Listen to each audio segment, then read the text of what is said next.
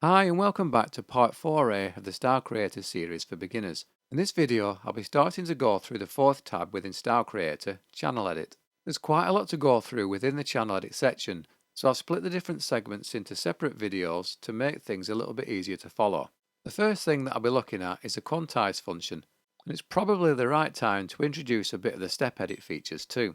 Because whilst I can't speak for how everyone else operates, when I'm quantizing notes, I quite often have to open up Step Edit to manually change some of the notes or values that I'm struggling to quantize correctly. If you're not familiar with what quantizing is, in simple terms, quantizing can take a series of recorded notes and adjust the timing so that the recorded notes are played back in perfect timing, depending of course on the set of parameters selected by the user. I find a visual reference usually helps, so in this quick example I'm using some music notation, but it's just for illustration purposes only. My knowledge of music theory is very limited, but I think regardless of any inaccuracies, it does help to explain quantizing. Well, hopefully. So here we have a simple music staff showing just one bar or measure of music. Because the time signature is 4/4, we know that we have 4 beats within the bar or measure, and each note would be a quarter note. To highlight the notes in this example, I'm going to be using the metronome set at 100 beats per minute. When I switch on the metronome, you can hear the 4 notes playing perfectly in time, as you would expect from a metronome. If I left this running continuously, it would stay in perfect timing forever. Now instead of using the staff and these notes for the visualization, what if we now use a grid system instead? Everything still plays the same, but with the grid system, we can start adding some labels that help to explain quantizing a little easier, and how Step Edit can be used alongside it. Just as the staff showed us one bar or measure, the grid also shows us that same one measure, just in a different format. Each note or beat being played here is in perfect timing, and when we look at the grid, each perfectly timed note or beat falls perfectly on the grid lines. So let's add some labels to those grid lines. The full grid represents one bar of music, or as listed within the Genos manual, one measure. The lines where we see the notes land we'll label as per Genos reference guide as beats. This line of the grid here would be known as measure 1 beat 1 and only becomes beat 2 from this grid line here. So we have here measure 1 beat 1, measure 1 beat 2, measure 1 beat 3 and measure 1 beat 4. If we were to add more measures, then they'd just be numbered measure 2 beat 1, measure 2 beat 2 and so on. All of these beats are in perfect timing and fall exactly on the grid lines and are an equal distance apart from each other. So what we have here is a series of perfectly quantized quarter notes. Now when we record notes onto the Genos, it's impossible to play anything in perfect timing. It may be close and sounds like it is in good timing, but it will never be aligned perfectly like in this example here. And that's where quantizing comes in. Quantizing allows us to shift notes across so that they can align to a given set of parameters. So if we look at the example here, the note falls perfectly on each grid line. We know that it's impossible to land perfectly onto this line, and on the majority of occasions the note will fall short or just past the grid lines like in this example. Genos has a way of measuring this distance from the beat line, and it does so using increments known as clocks. Between each beat there are 1920 clocks. At first the terminology can sound confusing, but it's just like measuring something with a tape measure, whereby you can measure a length of wood for example, and split the increments up into meters, centimeters and millimeters, but the Genos is splitting a measure up into beats and clocks.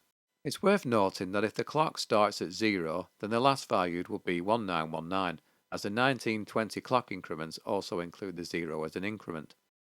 This system allows us to label a note within a piece of music with extreme accuracy by knowing what measure the note is in, which beat marker it's placed within, and where exactly it's placed within that beat marker by using a clock increment.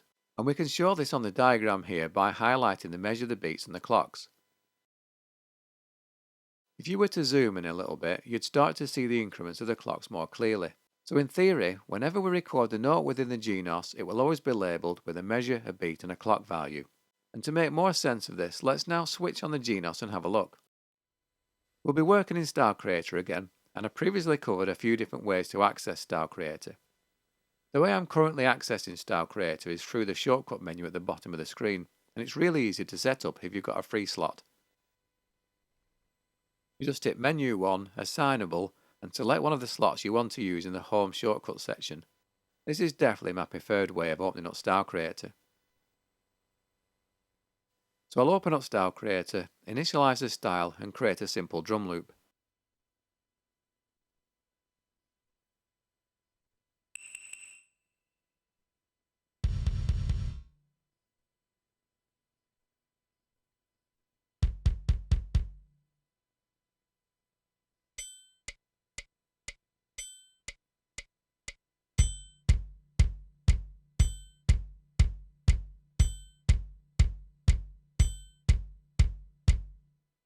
But look at the example from before. This drum loop pretty much follows what's shown here. It's a kick drum for the note, and I've recorded it on measure 1 beat 1, measure 1 beat 2, measure 1 beat 3 and measure 1 beat 4, and it sounds pretty accurate. However, using Step Edit I can actually check how accurate I've recorded this piece. I can open up Step Edit while in Style Creator by pressing the Step Edit button at the top. If it's greyed out, just switch to a different tab on the left hand side. Not all of the tabs give you access to Step Edit. When pressing Step Edit, make sure a target is set to the correct channel you're wanting to edit. It's so easy to quantize the wrong channel, so always double check this if you can to avoid mistakes. At first glance, Step Edit can look very confusing, and with this being a beginner series I don't want to overcomplicate things. But if you remember what I talked about in this example here, if we scroll down using these arrow keys to this section here, we can see the 4 notes that are recorded, indicated in Step Edit as note, and each note is given its measure, its beat and its clock value. If I'd recorded these in perfect timing, the values here would say measure 1, beat 1, clock 0000, measure 1, beat 2, clock 0000, measure 1, beat 3, clock 0000, and measure 1, beat 4, clock 0000. Looking at the values here, it would look like this on a diagram. It's not always noticeable, especially in such a short piece of music, but over time it could be, and it can become more noticeable when you start adding other instruments. Sometimes people choose to leave the timings as they are just to create that human feel, but I'd say the majority of the time, most people will be looking to fix the alignment and quantize the notes. And you can do this in 2 different ways. We know from the diagram that the notes are perfectly aligned when the note falls on each beat marker and the clock value is 0 or 0000. We can manually change the values of the notes in Step Edit. It's just a case of scrolling to the note in question and changing the values to where we want the note to fall. So as we know, the 4 notes fall on beat 1 clock 0, beat 2 clock 0, beat 3 clock 0, and beat 4 clock 0. I'll just change them whilst in Step Edit, and that quantizes the notes perfectly to the rhythm I'm after. You can see from the screen that there are a lot more options available to us in Step Edit. But for now, as it's just a beginner's video, which is focusing more on the channel edit section, and in particular the quantizing on this video, I'll leave the more advanced features of Step Edit for a different video, but you can do lots more in Step Edit once you begin to understand all of the available features. So using Step Edit you can perfectly quantize your recorded notes. Depending on the piece you're editing, it can take a while though to go through all the notes one at a time.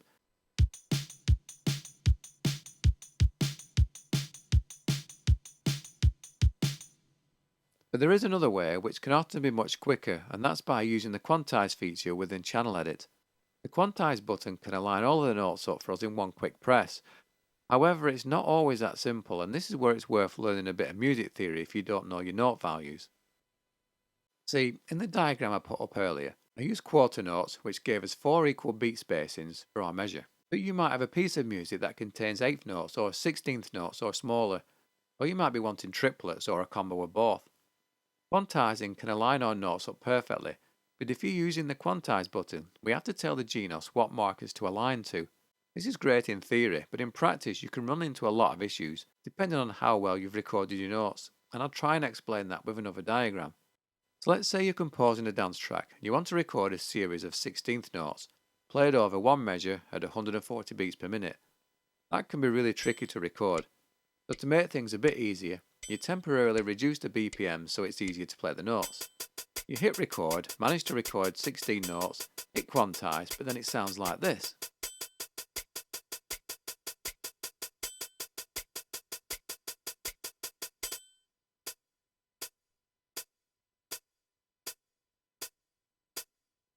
That's because you had quantize set to quarter notes. So what the Genos did was look at all the notes that you recorded and move them to the nearest quarter beat marker. Realizing your mistake, you press undo. This time you select 16th notes, you quantize, but when you play it back, you've got notes missing.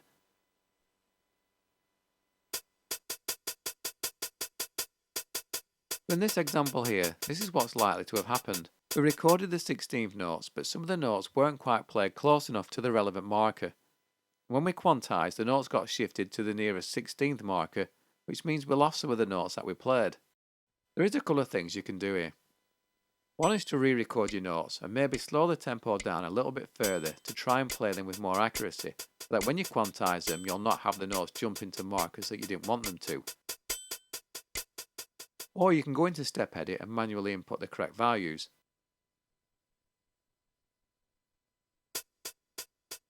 This does, however, highlight yet another potential issue, and that's knowing what value to enter for the notes. When we had the quarter notes before, it was easy to input the values on Step Edit, because the notes fell onto beat 1, clock 0, beat 2, clock 0, and so on. Nice and easy. But when you're dealing with 16s, 32s, triplets for example, the trick here is to know what values to type in. Fortunately, that's not as hard as you might think. We know there's 1920 clocks between quarter note beats, and for the quarter notes beats, we're placing our notes at beat 1, clock 0, beat 2, clock 0, etc. That's 4 notes played across the one measure. So for 8th notes, we need 8 equally spaced notes across the measure, which means we place one note at beat 1, clock 0, the second note at beat 1, clock 960, as the value 960 is halfway between the two beat values. The third note then starts at beat 2, clock 0, fourth note on beat 2, clock 960, and so on. So for 16th notes, we need 16 equally placed notes to complete the measure. So the first note is at beat 1, clock 0, the second is at beat 1, clock 480, the third at beat 1, clock 960, the fourth beat at 1, clock 1440, the fifth at beat 2, clock 0, and so on. Once you know the correct value for the notes that you're wanting to quantize, it's really easy to change them within Step Edit. It can be time consuming though, but it's a great option if you're struggling to quantize them using the Quantize feature. I tend to keep a cheat sheet handy for when I'm quantizing my notes in Step Edit, as it can become a little confusing at times, especially if you're editing lots of data. If it's of interest to anyone, I'll upload it to the Facebook page I created a while back. So we now know how important it is to select the correct note to use when quantizing. When we're trying to quantize the notes, it's worth taking advice from Yamaha's reference guide. As you can see, there's lots of options, and it's definitely worth having a read of the manual to help familiarize yourself. When quantizing, for best results, you should set the quantizing to the shorter note that you're recording. This will work well a lot of the time, but you may find issues when recording more complex patterns as mentioned earlier, and Step Edit will be your friend there. But for many occasions, the quantizing feature works well, and the beauty of the way it's set up means you can record your notes, quantize, and if it doesn't work, you can undo the quantizing by pressing the undo button and either trying a different size note to quantize to, or switch to Step Edit to fine tune there. I did mention earlier about the importance of knowing some basic music theory, and that's still relevant. But because of the undo function with the quantize button, you could in theory just hit and hope and undo if it doesn't work out. It's not the most ideal, but it worked for me many a time before I started studying music a bit more in depth.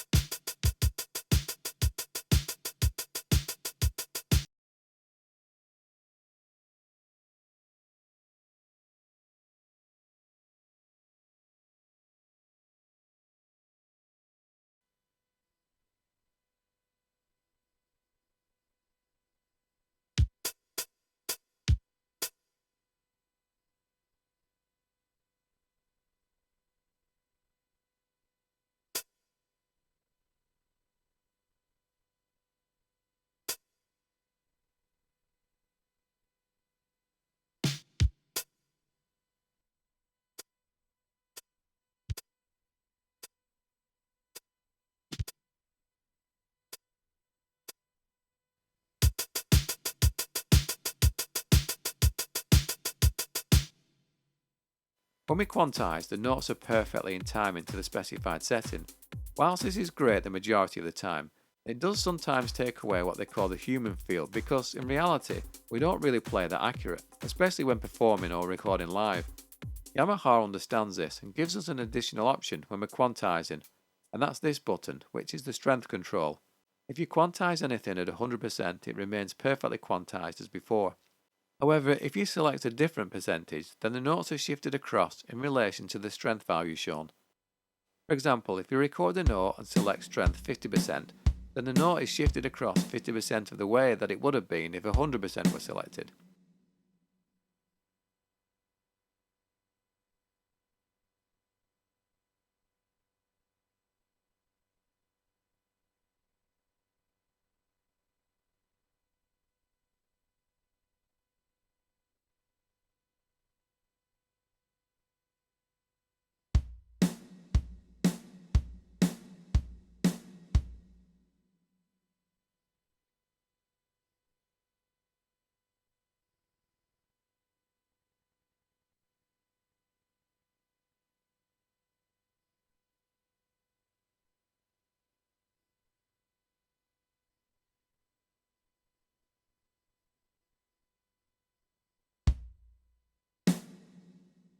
This isn't a function I ever use, and the strength is likely to be different every time you record, because your timing of the notes will always be different. But the function is there to create these subtle differences to help the users keep some of the human feel, which is usually more relevant in certain types of genres. But I'd say for the majority of time, my guess is most people are likely to leave the strength set to 100%.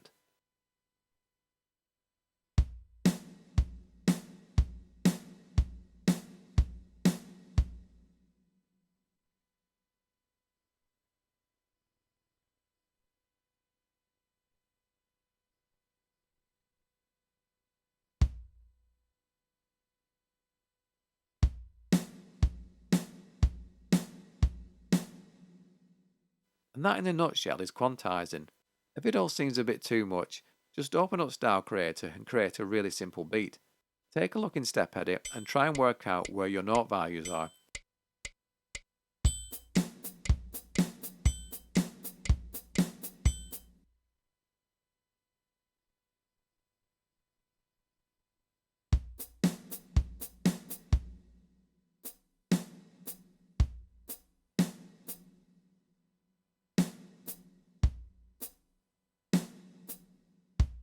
Quantize your work and go back into Step Edit and see how the values have changed.